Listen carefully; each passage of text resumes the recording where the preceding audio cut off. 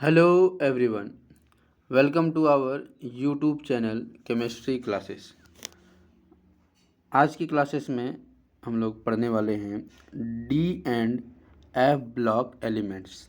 तो आज का जो हमारा टॉपिक है वो है क्लास 12 का चैप्टर 4, जो कि हमारा है D block and F block के तत्व।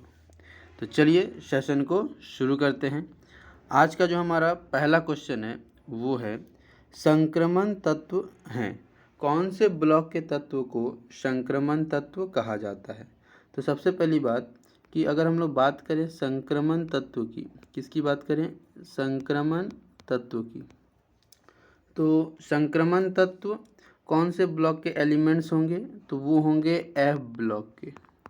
कौन से ब्लॉक के? एफ ब्लॉक के। क्यों? क्योंकि एफ ब्लॉक जो है वो एस ब्लॉक और डी ब्लॉक, एस ब्लॉक और डी ब्लॉक के साथ संक्रमण का कार्य करते हैं। इसीलिए जो एफ ब्लॉक का एलिमेंट्स है हमारा, वो हमारा हो जाएगा संक्रमण तत्व। तो आंसर कौन सा हो जाएगा? डी नंबर, एफ ब्लॉक तत्व। चलिए नेक्स्ट क्वेश्चन की तरफ आगे बढ़ते हैं। क्वेश्चन नंबर 2 है हमारा, निम्नांकित में कौन सा आयन रंगीन यौगिक बनाता है? चलिए क्वेश्चन नंबर 2 है हमारा कि निम्नांकित में कौन सा ऐसा आयन है जो कि रंगीन यौगिक का निर्माण करता है?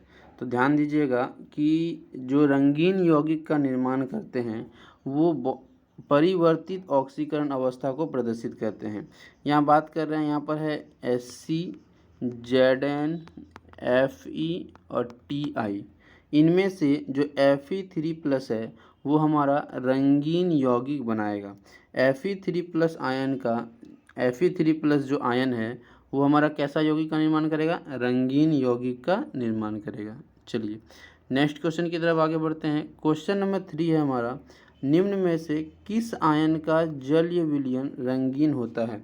यानी ऐसे कौन से आयन हैं, ऐसे कौन सी आयन हैं जिनका जलीय विलयन रंगीन होता है? तो याद रखिएगा कि जो हमारा वैनाडियम है, जो हमारा वैनाडियम है, जब वैनाडियम आयन के रूप में रहता है यानी V3+ के रूप में रहता है, तो इसका जो जलीय विलयन है वो कैसा होता है? रंगीन होता है। तो आंसर कौन सा हो जाएगा? V3+। नेक्स्ट क्वेश्चन की तरफ आगे बढ़ते हैं। क्वेश्चन नंबर 4 है, निम्न में से कौन रंगहीन लवण बनाता है? यानी बात हो रही है ऐसा कौन सा आयन है जो कि लवण का निर्माण करेगा? किसका निर्माण करेगा? लवण का निर्माण करेगा, और उसमें हमारा रंग नहीं होगा। रंगहीन का मतलब है कोई रंग नहीं होगा। तो अगर हम लोग बात करें Cu2+ का, तो ये रंगहीन लवण नहीं बनाता है, ठीक है। अगर हम लोग बात करें Sc3+, तो ये हमारा रंगहीन लवण बनाता है। स्कैंडियम का जो आयन है Se3+, ये हमारा लवण का निर्माण करता है, और कैसा लवण? रंगहीन लवण। तो आंसर हमारा कौन सा हो जाएगा? आंसर हमारा हो जाएगा Sc3+, यानी कि हमारा आंसर हो गया बी नंबर। चलिए नेक्स्ट क्वेश्चन की तरफ आगे बढ़ते हैं। क्वेश्चन नंबर 5 है, निम्न में से कौन रंगीन लवण बनाता है? फिर से हमारा क्वेश्चन है कि ऐसा कौन सा आयन है जो रंगीन यौगिक का निर्माण करेगा? अब इस बार हमारे ऑप्शन में दिया हुआ है Sc3+, उसके बाद है हमारा Ti4+, Zn2+ और Cu2+। तो देखिए रंगीन यौगिक हमने पढ़ा था कि जो Sc3+ है वो लवण तो बनाता है, लेकिन कैसा बनाता है? रंगहीन बनाता है। रंगहीन का मतलब है जिसमें कोई रंग ना हो, और रंगीन लवण का जो निर्माण करता है वो करता है Cu2+। Cu2+ कैसा लवण बनाता है? रंगीन लवण। और Sc3+ कैसा लवण बनाता है? रंगहीन लवण। तो आंसर हमारा कौन सा हो जाएगा? D number. ए नंबर क्यों नहीं होगा? क्योंकि वो रंगहीन बनाता है। क्या बनाता है? रंगहीन, जिसमें कोई कलर नहीं होता है, नो कलर। तो आंसर हमारा हो गया 5 नंबर का डी नंबर, Cu2+। कैसा लवण बनाएगा? रंगीन लवण। चलिए नेक्स्ट क्वेश्चन की तरफ आगे बढ़ते हैं। क्वेश्चन नंबर 6 है, निम्न में कौन से आयनों का सेट विशेष रंग प्रदान करता है? यानी कि ऐसा कौन सा आयन का रंग है जो एक विशेष रंग प्रदान दर्शाता है? तो वो हमारा हो जाएगा वेनाडियम V3+, V2+ और Fe3+। क्यों? क्योंकि ये सभी रंगीन यौगिक बनाते हैं। कैसे यौगिक बनाते हैं? रंगीन यौगिक बनाते हैं। तो आंसर कौन सा हो जाएगा हमारा? C number. चलिए नेक्स्ट क्वेश्चन की तरफ आगे बढ़ते हैं। क्वेश्चन नंबर 7 है, स्टील बना होता है, यानी स्टील किस किस चीज़ का बना होता है? तो बात करें अगर स्टील की, किसकी बात करें? स्टील की, तो स्टील में होता है आयरन Fe, कार्बन और मैग्नीज। आयरन, कार्बन और मैग्नीज, इन तीनों से मिलकर हमारा क्या बनता है? स्टील। तो आंसर कौन सा हो जाएगा? ए नंबर। चलिए नेक्स्ट क्वेश्चन की तरफ आगे बढ़ते हैं। लोहा निम्नांकित में किससे बनाया जाता है? यानी कि अगर हम लोग बात करें लोहा की, तो हमें पूछा जा रहा है कि ये किससे बनता है, यानी कौन से अयस्क से इसका निर्माण होता है। तो याद रखिएगा, लोहा जो बनता है वो हेमेटाइट अयस्क से बनता है। कौन से अयस्क से बनता है? हेमेटाइट अयस्क से। तो आंसर हमारा कौन सा हो जाएगा? C number. चलिए नेक्स्ट क्वेश्चन की तरफ आगे बढ़ते हैं। क्वेश्चन नंबर 9 है, सिल्वर क्लोराइड। अब हम लोग बात करें सिल्वर क्लोराइड यानी कि AgCl। सिल्वर क्लोराइड यानी कि AgCl। AgCl कहता है कि किस में घुलनशील होता है? तो याद रखिएगा कि जो सिल्वर क्लोराइड है वो अमोनिया के साथ घुलनशील होता है। किसके साथ घुलनशील होता है? अमोनिया के साथ। यानी सिल्वर क्लोराइड और अमोनिया आपस में क्या होते हैं? घुलनशील होते हैं। तो आंसर कौन सा हो जाएगा हमारा? D number. चलिए नेक्स्ट क्वेश्चन की तरफ आगे बढ़ते हैं। कहता है 3D श्रृंखला आरंभ होती है, यानी 3D का जो श्रृंखला है वो कहाँ से कहाँ तक आरंभ होती है? तो ध्यान दीजिएगा कि जो हमारा 3D का श्रृंखला है वो परमाणु संख्या 21 से लेकर 30 तक, परमाणु संख्या 21 से लेकर 30 तक जो हमारा श्रृंखला है वो कौन सी श्रृंखला है? 3D श्रृंखला। प्रीवियस वीडियोस में हम लोगों ने 3D, 4D, 5D और 6D के परमाणु संख्या के लिमिट्स के बारे में पढ़ा था। ठीक है, तो आप जाकर उस वीडियो को वॉच कर सकते हैं और उसका जो लिंक है वो आपको डिस्क्रिप्शन बॉक्स में मिल जाएगा। तो अगर हम लोग बात करें तो 3D श्रृंखला, तो 3D श्रृंखला में परमाणु संख्या 21 से 30, यानी कि ए नंबर ऑप्शन हो जाएगा। यहाँ पर जेड जो है, जेड किसके बारे में बता रहा है? परमाणु संख्या के बारे में। जेड किसके बारे में जानकारी दे रहा है? परमाणु संख्या के बारे में। तो परमाणु संख्या के बारे में कौन जानकारी देता है? जेड। तो जेड का मान कहाँ से कहाँ तक होना चाहिए? 21 से 30 तक।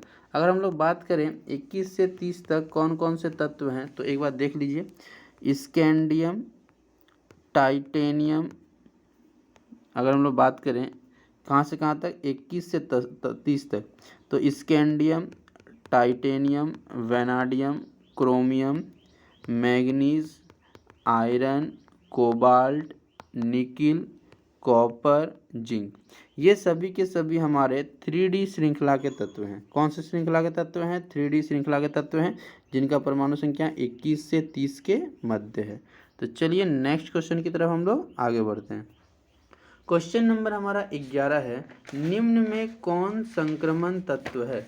यानी कि इनमें से कौन हमारा संक्रमण तत्व है? तो याद रखिएगा, संक्रमण तत्व को हम लोग एक और तरीके से जानते हैं, जिसका डी कक्षक अपूर्ण हो।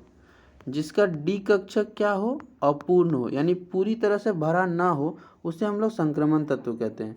बात करेंगे Fe का, तो Fe का जो इलेक्ट्रॉनिक विन्यास में लास्ट में होता है 3D6, तो इसका डी कक्षक अपूर्ण है, इसीलिए संक्रमण तत्व कौन सा हो जाएगा? Fe।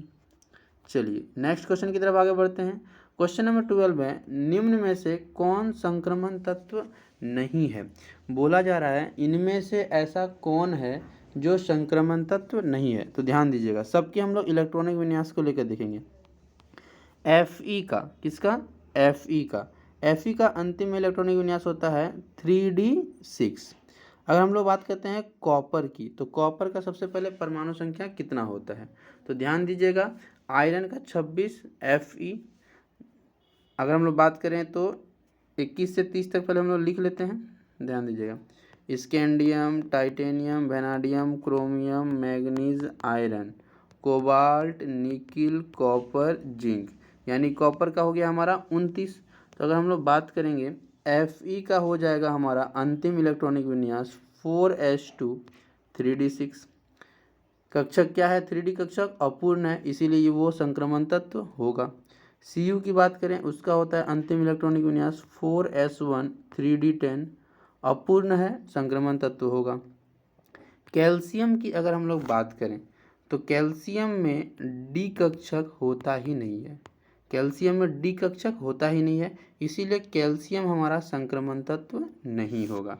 तो अगर हम लोग बात करें तो हमारा आंसर कौन सा हो जाएगा, सी नंबर, क्योंकि कैल्शियम में कौन से कक्षक नहीं है, डी कक्षक है ही नहीं, तो डी कक्षक नहीं है तो वो संक्रमण तत्व नहीं है। चलिए नेक्स्ट क्वेश्चन की तरफ आगे बढ़ते हैं। क्वेश्चन नंबर 13 है प्रथम संक्रमण तत्व कौन सा है। बात करें अगर कि सबसे पहला संक्रमण तत्व कौन सा है, तो याद कीजिए जो हमारा 3D कक्षक है, 3D कक्षक कहाँ से शुरू होता है, 21 से लेकर 30 तक। तो पहला संक्रमण तत्व कौन सा हो जाएगा, जिसकी परमाणु संख्या कितनी होगी, 21 होगी, और 21 किसका होता है, स्कैंडियम का, जिसको Sc से दर्शाते हैं। तो प्रथम संक्रमण तत्व कौन सा हो जाएगा, Sc। नेक्स्ट क्वेश्चन की तरफ आगे बढ़ते हैं। क्वेश्चन नंबर 14 है कौन सा तत्व ब्लास्ट भट्टी से निष्कर्षण होता है, यानी ऐसा कौन सा तत्व है जो कि ब्लास्ट भट्टी से उसका निष्कर्षण किया जाता है, तो वो किया जाता है आयरन का। किसका किया जाता है, आयरन का, जिसको हम लोग दर्शाते हैं Fe से, और इसका परमाणु संख्या होता है 26। तो आंसर हो जाएगा डी नंबर, जिसको ब्लास्ट भट्टी से निष्कर्षण किया जाता है। नेक्स्ट क्वेश्चन की तरफ आगे बढ़ते हैं। क्वेश्चन नंबर 15 है कौन से संक्रमण धातु का इलेक्ट्रॉनिक विन्यास दिया हुआ है, तो ध्यान दीजिएगा यहाँ पर दिया है आर्गन Ar 3d8 और 4s2। तो अगर हम लोग परमाणु संख्या की बात करें तो आर्गन का हो गया 18, और 3d8 में 8 है तो +8, और 4s2 में 2 है तो +2, तो 8 + 2 10, और 8 क्या हो गया हमारा 28। अब बात करें हम लोग तो 28 परमाणु संख्या किसका होता है, तो वो किसका होता है, निकिल का होता है। किसका होता है, हमारा निकिल का होता है। तो आंसर कौन सा हो जाएगा हमारा, डी नंबर। चलिए नेक्स्ट क्वेश्चन की तरफ आगे बढ़ते हैं। क्वेश्चन नंबर 16 है हमारा कि निम्नांकित में किस तत्व का उच्च ऑक्सीकरण संख्या है। हम लोग बात किए थे ऑक्सीकरण संख्या के बारे में, ठीक है। तो ऑक्सीकरण संख्या जो है वो अलग अलग सभी दर्शाते हैं, ठीक है। उसका एक टेबल भी हम लोगों ने पढ़ा था प्रीवियस वीडियोस में, तो आप उस वीडियोस में जाकर उसको वॉच कर सकते हैं।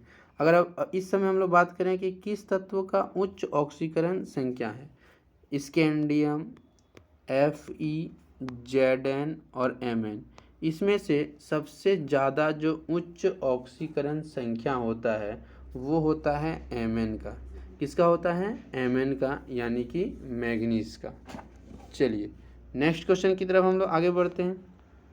क्वेश्चन नंबर 17 है FeSO4 NH4 6H2O का रंग है, इसका क्या रंग होता है। तो याद रखिएगा ये प्रकृति में हरे रंग के होते हैं। कौन से रंग के होते हैं, हरे रंग के। तो आंसर हो जाएगा डी नंबर। नेक्स्ट क्वेश्चन की तरफ आगे बढ़ते हैं। क्वेश्चन नंबर 18 है तांबा रहित अयस्क है, यानी कौन सा अयस्क है जिसमें हमारा तांबा नहीं होता है, तो वो होता है शोल्डर। शोल्डर में जो हमारा तांबा है, शोल्डर में जो हमारा तांबा है वो बिल्कुल भी नहीं होता है। तो कौन सा ऐसा अयस्क है जिसमें तांबा नहीं होता है, तो वो हो गया शोल्डर। नेक्स्ट क्वेश्चन की तरफ आगे बढ़ते हैं। क्वेश्चन नंबर 19 है निम्न में से कौन सा आयन रंगीन यौगिक बनाएगा, यानी कौन सा आयन है जो रंगीन यौगिक बनाएगा। तो जो उच्च ऑक्सीकरण अवस्था प्रदर्शित करते हैं, जो उच्च ऑक्सीडेशन स्टेट प्रदर्शित करते हैं वही हमारे रंगीन यौगिक बनाएंगे। और इनमें से सबसे उच्च ऑक्सीकरण अवस्था कौन प्रदर्शित करेगा? मैग्नीज। तो रंगीन यौगिक कौन बनाएगा? मैग्नीज।